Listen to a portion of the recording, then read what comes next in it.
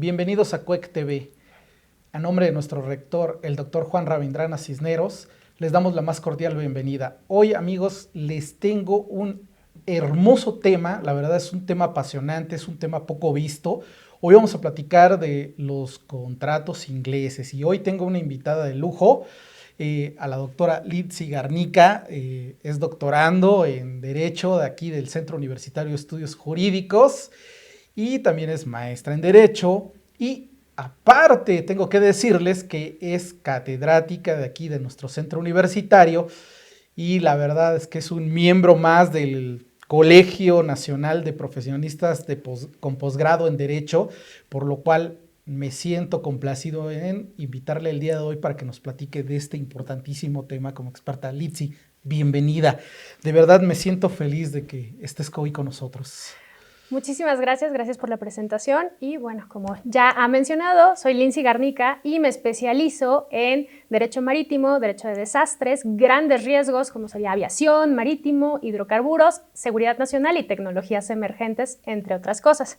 Y para mí es un gran honor estar aquí con ustedes. Litzy, vamos a platicar de una forma muy sencilla para nuestros amigos, sobre todo para los jóvenes que no conocen estas materias. Sabemos que hay gente que sale de las licenciaturas y que no se ha definido por una área y regularmente se van a las áreas más comunes.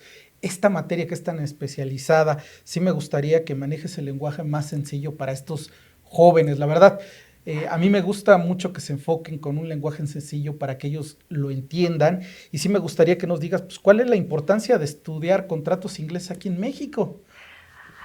Creo que con esto voy a empezar con una pequeña anécdota. Cuando yo estaba en mi primer semestre de la carrera de Derecho, yo estudié en la Ciudad de México, nos tocó la Semana de Derecho y recuerdo que en esta Semana de Derecho era common law para acá, common law, y yo nada más me hacía chiquita porque no tenía idea de qué estaban hablando y hasta dije, creo que voy a dejar la carrera porque no entiendo absolutamente nada.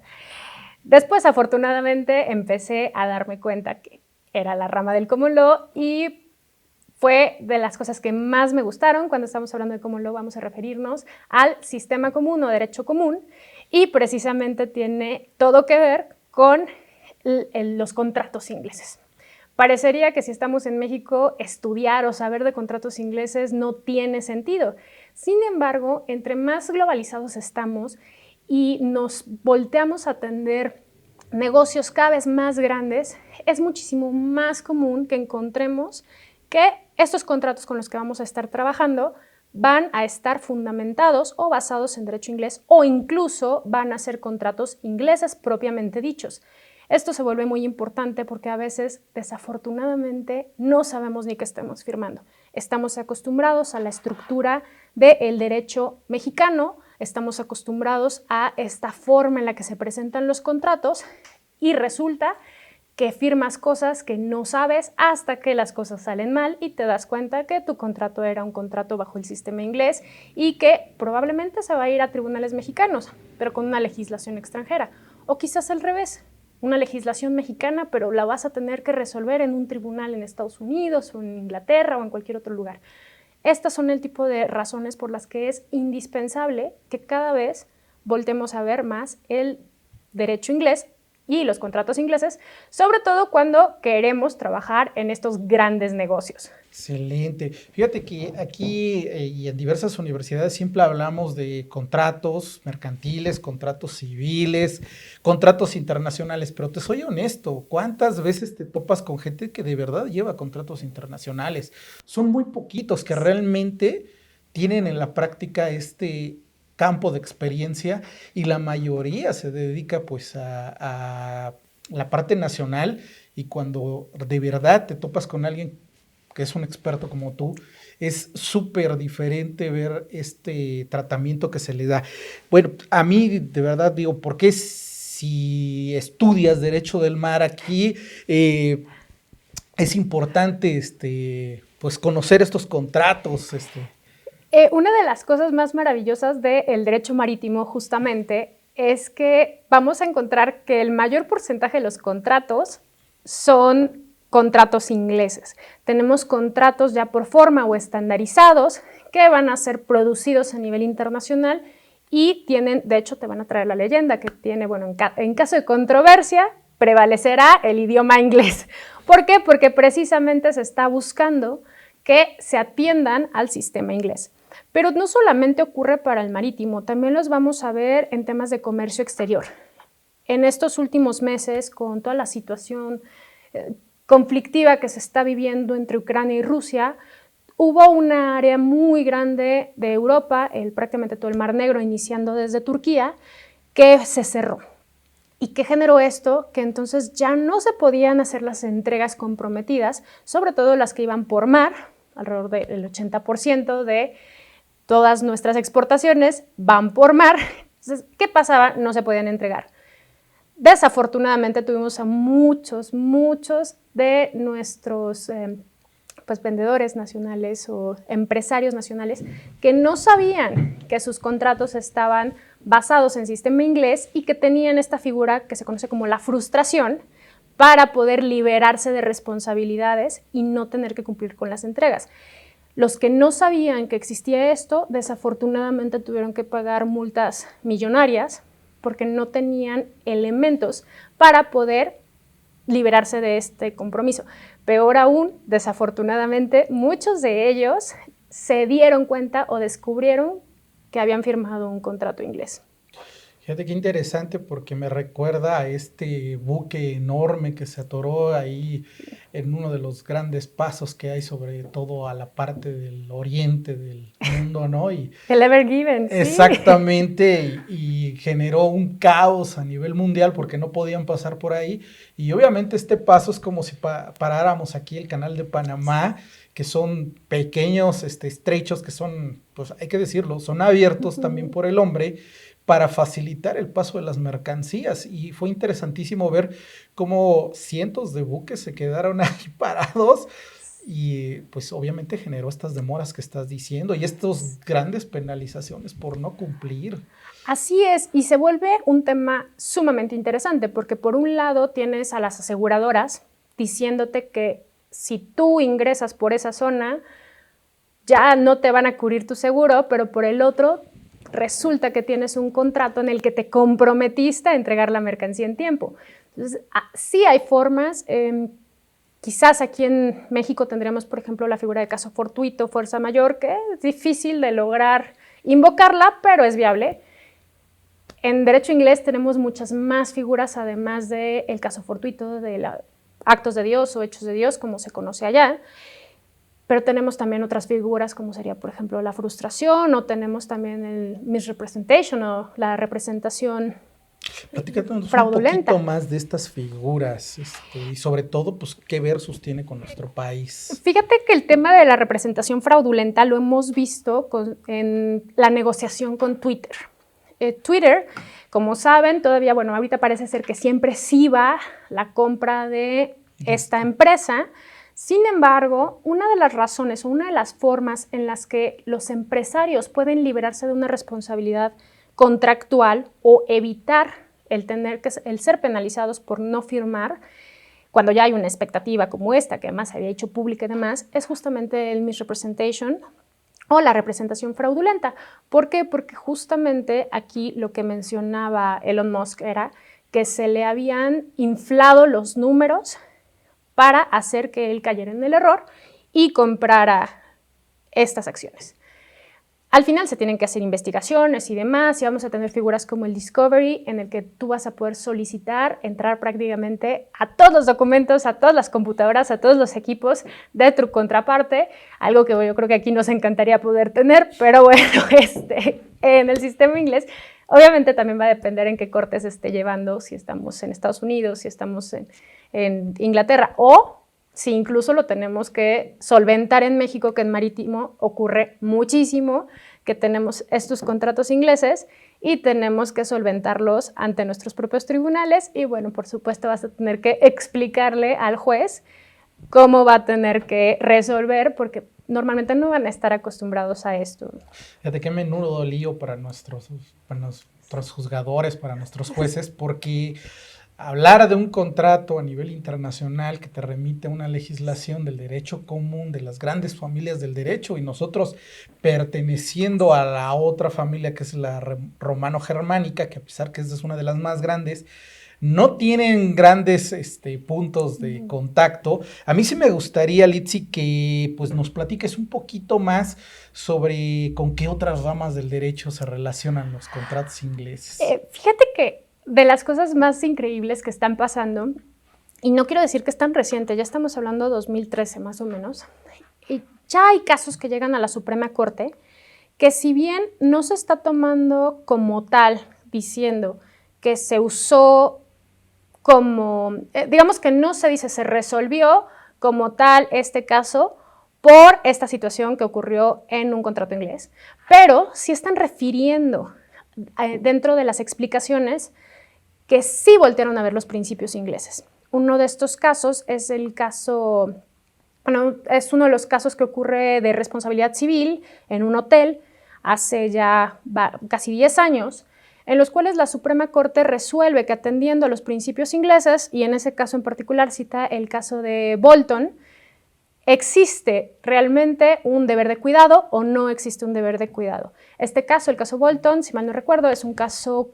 canadiense en el que se determina hasta dónde o hasta qué tanto debe de ser el nivel de cuidado. Aquí en México manejamos el tema de tener el nivel de cuidado de un buen paterfamilias, pero hasta dónde el paterfamilias tendría que ser responsable, y esto nos lo dice el caso Bolton, y bueno, como hemos visto, se resolvió en materia civil. Entonces sí podemos encontrar que ya cada vez es más común que nuestros juzgadores, que nuestros magistrados volteen a ver la doctrina inglesa para entender cómo están resolviendo ellos y cómo mejorar nuestra práctica jurídica. En el caso penal tenemos un híbrido también que se ha traído del sistema inglés y por supuesto no es exactamente igual, pero sí los juicios orales han tomado herramientas de este sistema y bueno, ahí vemos que estamos ya cada vez mezclando más, tomando, esperemos, lo bueno de cada uno de los sistemas. Fíjate qué interesantes puntos acabas de tocar, más allá del área que un servidor se dedica, que es el derecho corporativo y la propiedad intelectual. Encontramos pues una vez más vertientes de las otras áreas del derecho como es el civil, el penal, que son áreas pues fuertes en el derecho y que hoy en día qué importante es que volteen a ver pues este momento del derecho inglés que se empieza a relacionar cada vez más con esta parte de cómo resolver este tipo de problemáticas. México es un país que sabemos que tiene dos grandes océanos. Bueno, sí, tenemos el Golfo por un lado y el Océano Pacífico por el otro. Tendríamos que ser una potencia marítima y la verdad es que yo sí tengo que decirlo, a mí me complace invitar a mi querida amiga Litsi, porque sé que es uno de los expertos que hay en México, no como otros que dicen que son expertos y no lo son, pero me siento feliz por invitarte el día de hoy, que hoy nos hayas acompañado y que seas parte de, pues desde antes de los catedráticos que estábamos aquí en el Centro Universitario de Estudios Jurídicos. Y la verdad me siento feliz porque sé que eres una experta, que estás hablando correctamente de que tus conocimientos y de que lo has vivido en la práctica, que sí lo has vivido y que es una aportación que yo creo que muy pocos abogados de esta materia pueden dar, de estar en la práctica y darlo. A mí sí me gustaría, para finalizar con esta plática, que nos platiques de algún caso sobre que te haya tocado sobre contratos ingleses, sencillo, muy fácil. No me gustaría que nos platiques de los más complicados, porque te conozco y sé que tienes unos muy buenos, pero algo sencillito para los chicos que van iniciando, para que ellos se interesen. Me han tocado muchos, pero bueno, es que yo digo que casi todos los casos son muy divertidos. Tuve un caso en particular en el cual nos querían invocar la responsabilidad de limitación por el tonaje de la embarcación, que sí, efectivamente era una embarcación pequeña. ¿Qué es el tonaje ahí? Bueno, no es el tonaje, realmente propiamente dicho se conoce como el arqueo. El arqueo es la palabra correcta, pero desafortunadamente luego usamos anglicismos. Exacto. En esta área. Realmente la palabra como tal es el arqueo y sería algo así como ¿cuánto pesa tu barco? Una tonelada lo podemos identificar de manera más sencilla. Imagínense estos barriles enormes de ron que cargaban los piratas del Caribe. Exacto. Así gigantes. Ese es un tonel, es una tonelada. Entonces, cuando tú hablas de 500 toneladas, una embarcación de 500 toneladas, de arqueo de 500, pues quiere decir que le caben 500 barriles de estos enormes de ron que usaban los piratas del Caribe. En este caso, bueno, querían hacer la limitación de responsabilidad, que es algo que sí corresponde conforme a uno de los instrumentos que tenemos a nivel internacional, que se conoce como el COLREG. ¿Y qué pasa? Que fue una maravilla, porque en este caso, el sistema noruego es un sistema muy interesante porque mezcla, prácticamente es parecido al mexicano, en casi todo, menos en algunas áreas como la marítima y particularmente en seguros. Entonces, ellos querían invocar esto, pero querían someterlo querían que en tribunales mexicanos se resolviera con leyes noruegas, se conoce como el Nordic Marine Plan, el plan marítimo noruego de seguros y conforme a ley inglesa. Por supuesto, no se esperaban que me iba a llegar a mí, que sí conocía y que además tengo el placer de haber estudiado en Noruega, entonces conocía perfectamente todo. En ese entonces mis colegas no querían que se aplicara aquí, se quería aplicar un foro no conveniente, se quería aplicar que no era correspondiente la legislación extranjera. Y pues cuando yo llego a ver el caso fue así, no, sí, déjalos. Efectivamente, los dejamos. ¿Y qué pasa?